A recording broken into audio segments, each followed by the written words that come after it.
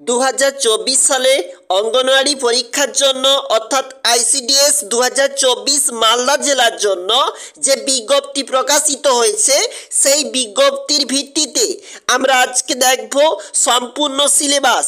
কারণ যেখানে কর্মী এবং হেল্পার নিয়োগের যে বিজ্ঞপ্তি প্রকাশিত হয়েছে সেই মালদা জেলার জন্য নিয়োগ প্রক্রিয়াতে গুরুত্বপূর্ণ সিলেবাস কি রয়েছে আমরা আজকে একবার দেখে নেব।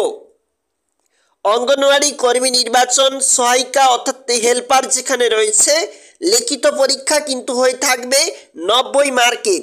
জানিয়ে রাখবো এরপরে কিন্তু থাকবে ভাইভা ভয়েস টেস্ট যেখানে থাকবে 10 নম্বর।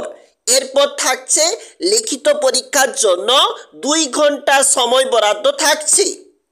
জানিয়ে রাখবো মালদা অঙ্গনওয়াড়ি কর্মীর যে সমস্ত সিলেবাস আমরা সম্পূর্ণ সিলেবাসটা কিন্তু আজকে একবার দেখে নেব।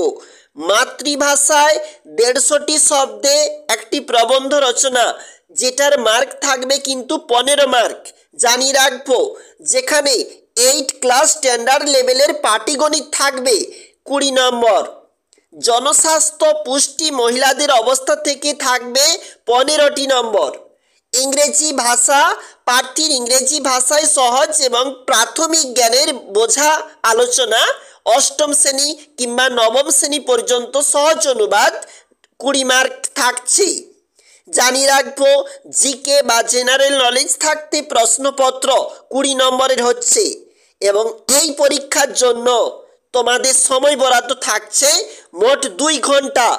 জানিয়ে রাখবো মালদা জেলার যেখানে আবেদন এখন চলতিছে 1 মার্চ থাকতে 31 মার্চ পর্যন্ত সেই পদের জন্য সম্পূর্ণ সিলেবাসটা কেমন হচ্ছে আমরা আজকে একটু তুলে ধরলাম।